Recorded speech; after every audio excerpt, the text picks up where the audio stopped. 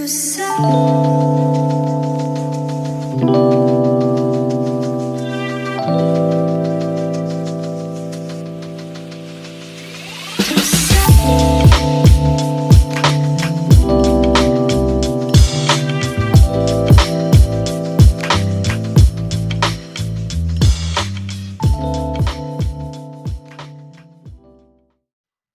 It is good to be back with another one. I'm pretty excited about this one because this is something that I've been wanting to talk about for a long time. And I thought, what better time than now with Tales of the Jedi dropping? So today I'm going to talk about Star Wars Visions. This is an animated project. It is a series of short films, all done by different animation studios. So each one of them has its own look, its own story. They're not connected to each other in any way.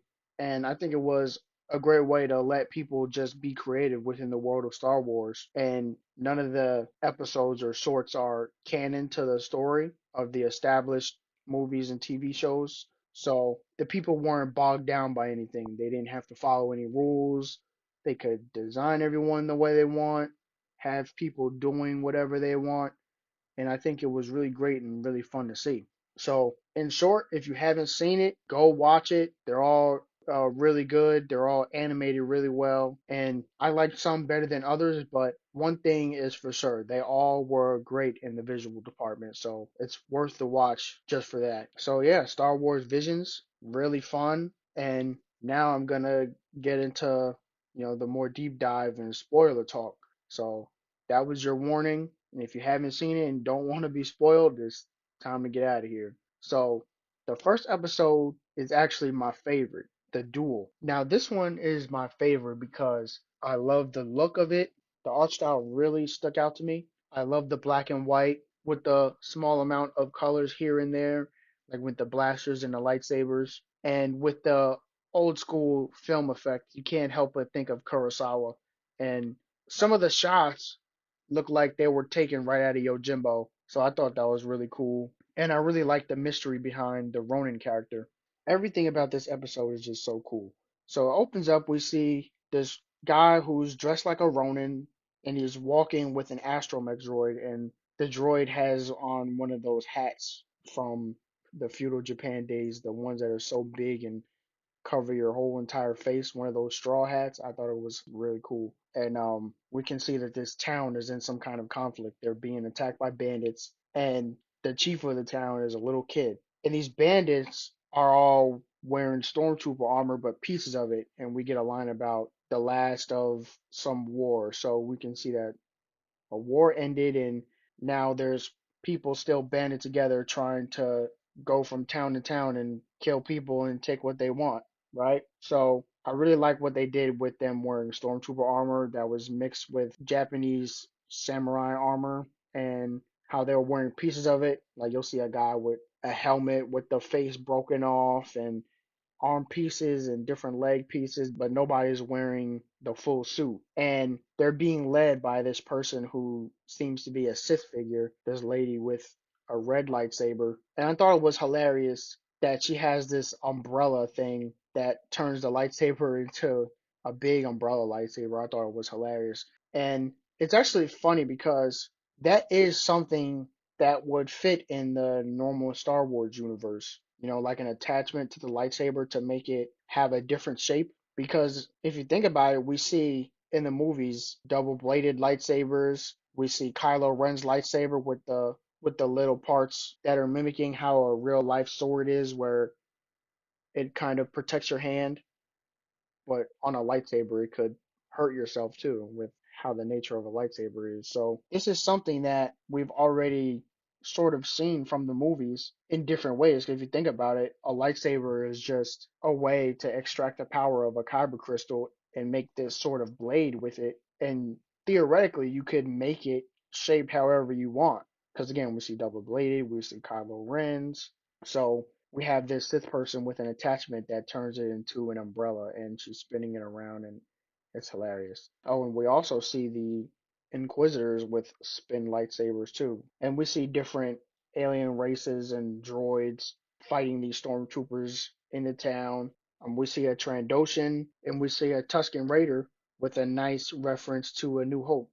We see a Dug, which, if you don't know what that is, it's the alien race of Saboba from episode one, the pod racer. It's an alien race where the people are walking around on their arms, and where their legs are, they use those as their arms. They're a pretty funny looking species. So we see a Doug using a probe droid that he converted to basically be a vehicle that he can fly around in and fight with. I thought that was really cool. And then this mysterious Ronin figure decides to engage the Sith. And the big surprise is he pulls out a red lightsaber too. So this is even more mystery because we see him use some force abilities. It looks like he's a good guy, but then he pulls out a red lightsaber, and then now everybody is wondering, is this guy a Sith too, or what's his deal? Which they never say, and I think that's great because mystery makes people cooler. It makes characters cooler. So this Ronin fights this Sith lady and ends up killing her in such a cool way too. He almost makes himself look beaten, and then she goes to collect her prize, and he catches her by surprise and kills her. And the astromech droid ends up being a huge help himself too, killing all the rest of those bandits. So the Ronin saves the town, and we can see that he actually has a collection of red kyber crystals. So we don't know his deals. So is this guy a Sith killer? I mean, he obviously did a good thing today. He's carrying a red lightsaber, so we know he's not a Jedi, but he's obviously not a Sith. And I guess that's why he's a Ronin. And there was something interesting about him too, I forgot to mention. His lightsaber is basically used like a real sword with a sheath. And I think that's an interesting concept because not being able to turn off the lightsaber is something we haven't seen before. And things like that are cool. I think Star Wars should play around with those kind of concepts more. I thought one of the most interesting parts of Kylo Ren was how his kyber crystal was cracked, so it kind of had his lightsaber look unstable, and I thought that was pretty cool. So again, this was my favorite episode of Visions. I love the look. I love the action. The animation was really good. So yeah. And this next one is actually my least favorite. Although I thought it was okay. I didn't think it was bad or anything. Of course, the visuals are top notch, like I said. But Tatooine Rhapsody is definitely my least favorite of the Star Wars Visions episodes. So, like I said, Tatooine Rhapsody is my least favorite of these Visions shorts. But I don't think it is bad or anything. I thought it was perfectly fine. I thought it was fun. Again, I love the visuals.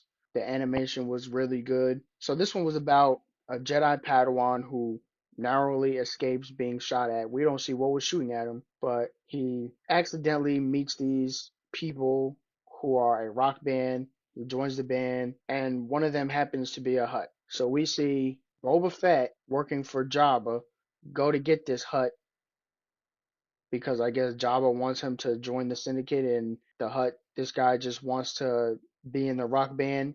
So the first time they run away and escape for a bit, but the second time Boba catches up to them, and they're not fighters, so they can't fight against Boba Fett. I mean, even by himself, he could take them all on and he'd win. So he captures the Hutt and brings him back to Jabba, who's gonna execute him. So this former Jedi Padawan makes a deal with Jabba and says they get to play one song before Jabba executes them. So they play the song, and it's at the same place as the pod race from The Phantom Menace. And the crowd loves the song, and they start chanting for him to play one more. So they play their one more song, and then the former Jedi Padawan takes a leap of faith and says to Jabba that they're going to be the number one band in the galaxy, and he wants Jabba to sponsor them. And Jabba agrees. So I guess everybody lives happily ever after. So again, this is my least favorite one, but I don't dislike it at all. It was cool to see Boba Fett voiced by Tamara Morrison, and we see cameos from Bib Fortuna, and yeah, it was fun. So this one was called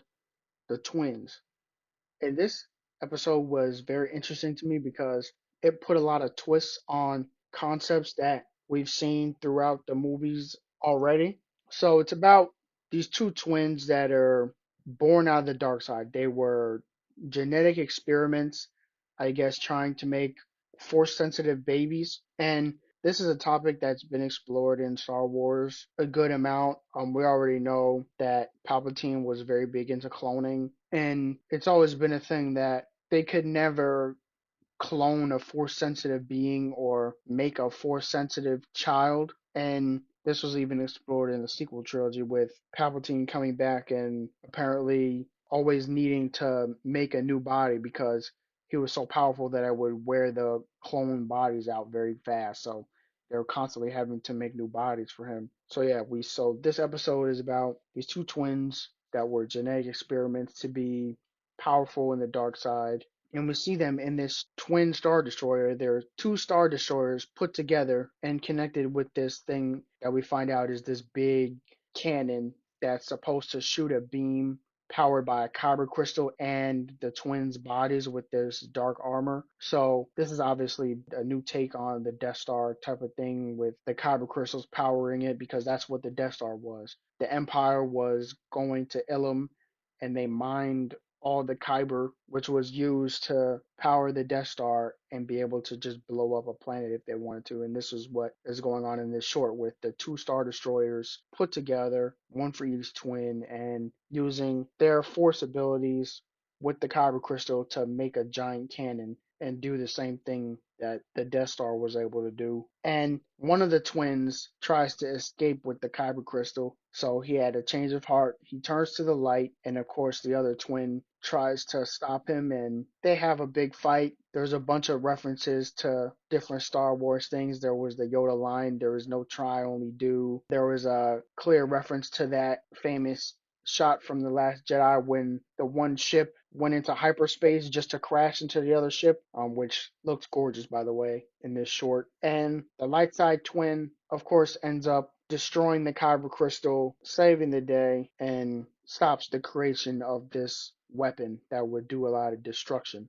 And again, we see different twists on what we've seen in Star Wars already with the Star Destroyers, and the twins' dark armor is clearly modeled after Vader's armor. And when the dark twin had the kyber crystal powering her armor, it was interesting because she was basically able to make a lightsaber come out of any part of her body. So again, this goes back to what I said before about the umbrella lightsaber. Theoretically, if you use a kyber crystal, you can power it and make a lightsaber out of any shape as long as you're creative. So we see her using it to do her best General Grievous impression and have a bunch of lightsabers at the same time. And the fighting was really cool. How the light twin used an X-wing to jump into hyperspace and destroy the kyber crystal was really cool and creative. I like this one. It has a great art style. Of course, like I keep saying, the animation is really good. I thought it was really creative.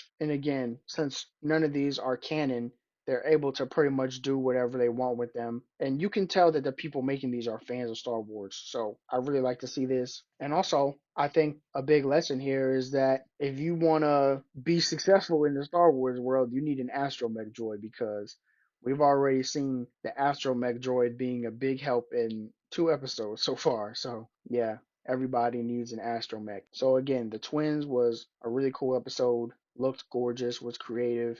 I really like it. And this next episode might be my second favorite out of all these. The Village Bride has references to both the Empire and the Clone Wars. It's about a Jedi girl that's on this planet hiding from the Empire, and it looks like she was a Padawan because she still has her braid. And this planet has been taken over by bandits, and we see that this girl, who is the granddaughter of the village chief, is giving herself up to these bandits so that they don't just wipe out the village. And of course, being a Jedi has the power to help, and she cannot just stand by and watch as these people are in trouble. So there are some people in the village that are willing to stand up and fight, but of course they aren't strong enough because these bandits have a bunch of old B1 battle droids from the Clone Wars. So they can basically do whatever they want on this planet. They have an army. So it's time for this girl to give herself up. She goes. The bandits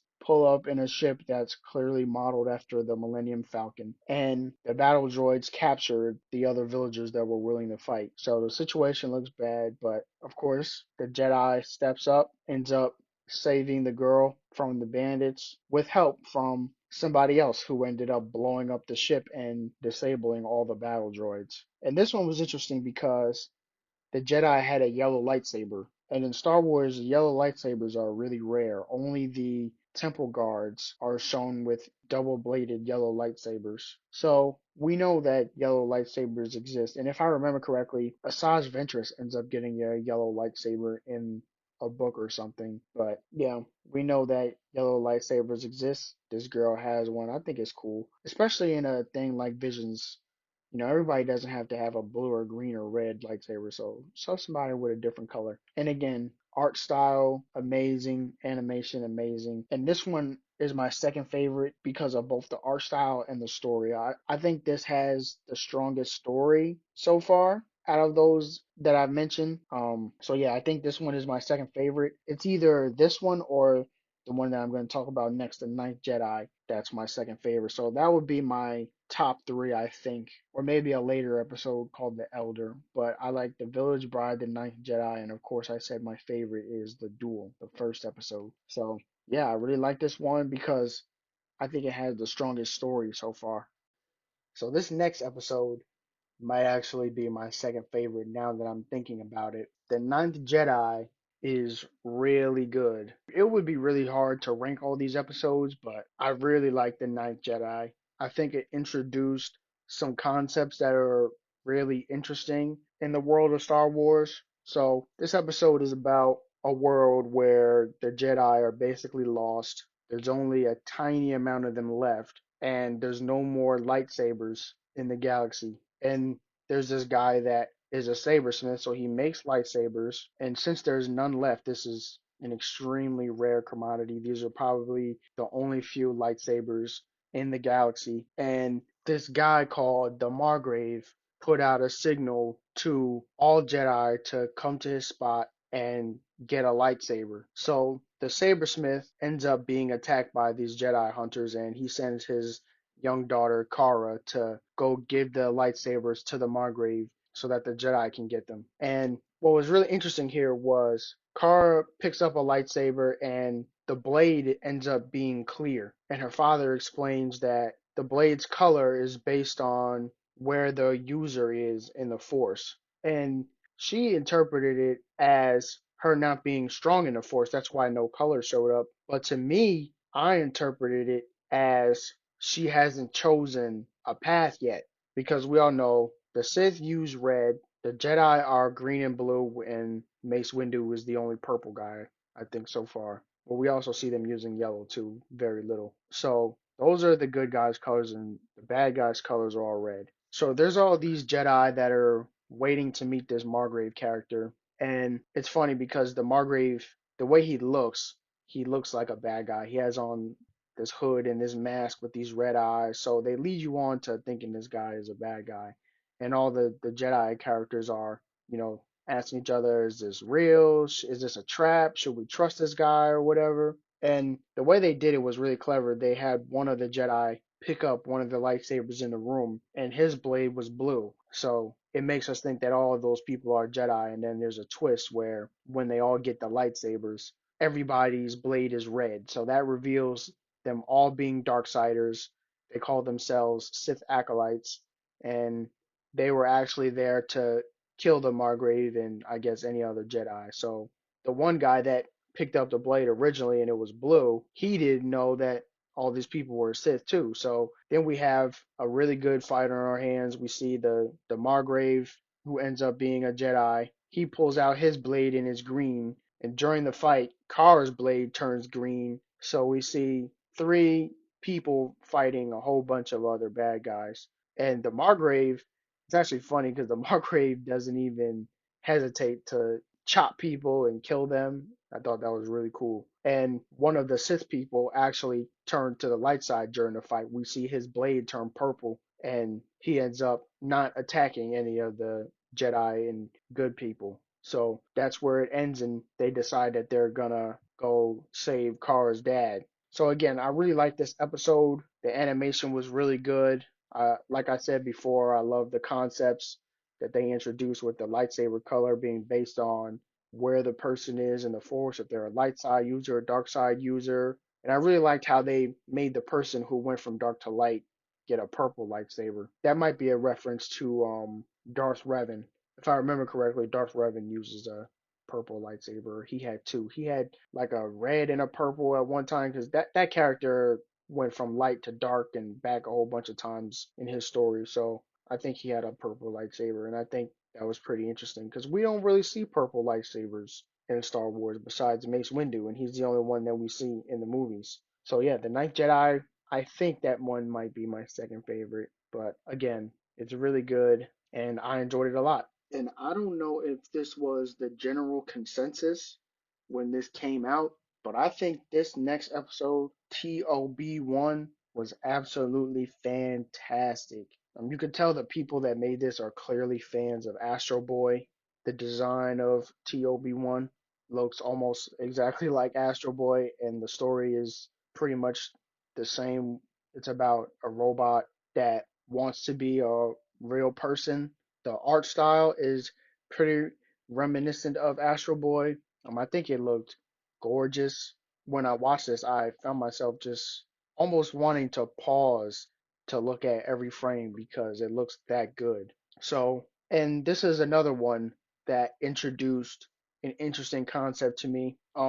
It's about, like I said, a robot boy that wants to be a real person, and well, he wants to be a Jedi. So he's living with this old man that he calls the professor, and they're living on this gray rock. And the professor is trying to bring life to the planet. So I guess he's trying to grow plants. And the whole time, TOB1 is thinking about traveling the galaxy and becoming a Jedi, right? So if you know Star Wars, then you know, well, droids can't be Force users. Even one of the most famous characters, General Grievous, he used lightsabers, but he did not use the Force, and his cybernetics were meant to mimic Force users and be able to counteract things that they did, and that's why he was so good at killing Jedi. But again, droids can't use the Force. It flows through living things, so organic material. And so this is a interesting concept, right? Can a robot use the Force? And I think it is interesting because droids in Star Wars are pretty much treated like people, and it's always that fine line of sentience because we see droids a lot of times used as slaves where they're just doing the labor or they're just being the servants in different areas of the world. But we can also see in droids like R2D2, C3PO, and a bunch of other droids throughout Star Wars shows and movies where they're treated just like people. They're friends, they have emotions, feelings. So there is that fine line of when does something have sentience, because we can clearly see droids that don't have any sentience and see droids that do. But again, it's always that line. So if this is a sentient being, why wouldn't it be able to use the Force? So yeah, we see this droid TOB1 constantly wanting to go out, be a Jedi. He's drawing pictures on the wall of all kind of stuff. I think it was pretty cool. They had references to different vehicles. We see like an AT-AT, the big walker, and we see a person. I already spoke about General Grievous, but we see a little drawing on the wall that's a four-armed person holding lightsabers. Who could that be?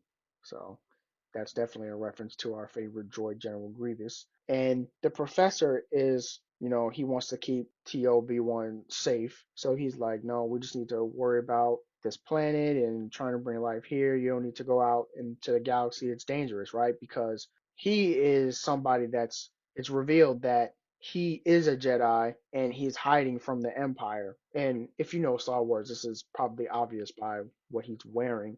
The professor tells TOB1 that if he wants to be a Jedi, he has to go find a kyber crystal. And of course he does. He goes looking around the whole planet and he can't find one. And then he remembers that the professor told him to never go into the basement.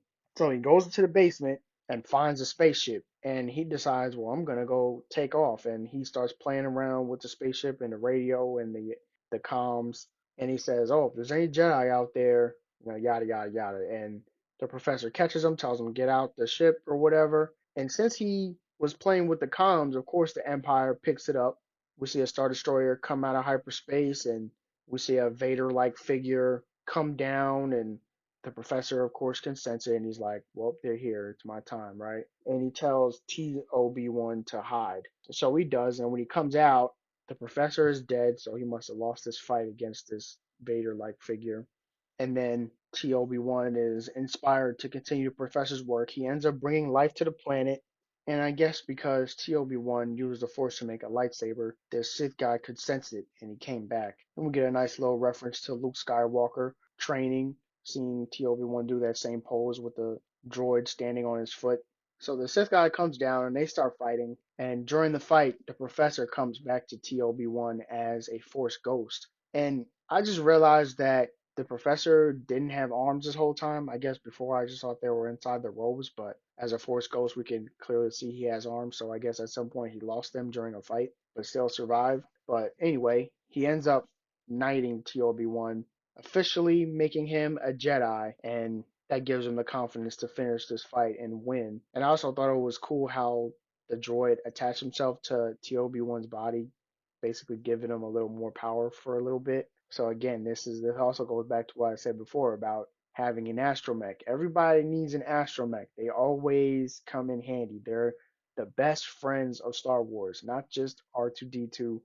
Everybody's astromech is always a huge help. So in the end, TOB1 wins, and if you couldn't tell by now, TOB1 is meant to look like Toby, and that's what he starts calling himself. So he gets a real name, he becomes a Jedi, and decides to go off and explore the galaxy with his little droid friends. So again, I really thought this one was fantastic. The art style, the animation was top notch. I don't know if everybody else liked it that much because I think they're looking at it like other Star Wars things, but again, none of these episodes are canon to the material, so they don't have to follow the same rules. They can kill any character they want. They can show people doing things that wouldn't necessarily fit in the established Star Wars world. But this is outside of that. It's its own thing. So when you look at it like that, I can kind of just focus on the story and the visuals and stuff like that. So I really enjoyed it.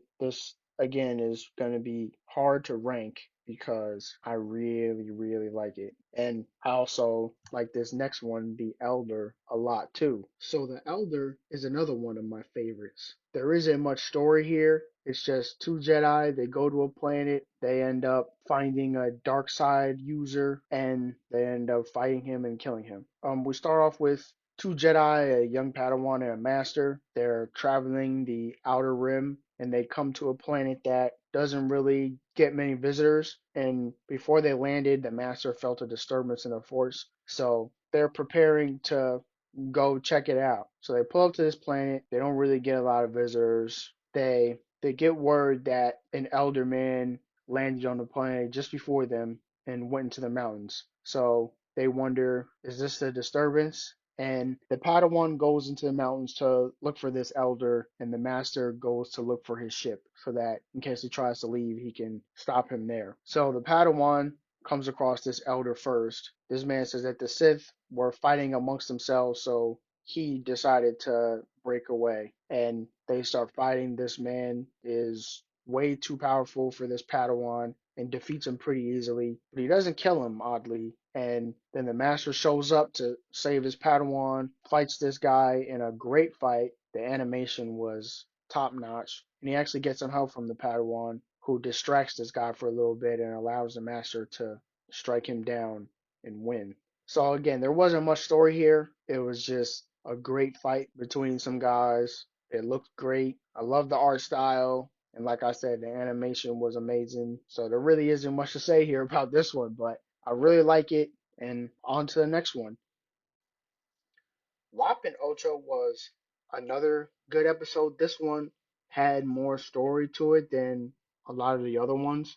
It's about this girl that's an alien. She looks like some kind of, I don't even know what kind of animal, whether it's a cat or what, but some kind of animal girl that's poor. She looks like she's trying to hide from somebody. She has on what looks like to be some kind of slave collar, and she's about to steal food when this rich girl and her dad see her and they stop her.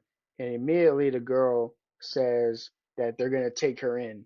And they take her in, so they make this girl a part of their family. And we're on the planet Tau, and they tell us that this is a planet that's been living self sufficiently away from the Republic. And now the Empire has moved in and they've been trying to industrialize, but the industrialization is hurting the planet's natural resources. So 7 years pass, the two kids are grown now, and their father wants to fight the Empire, but his daughter doesn't agree.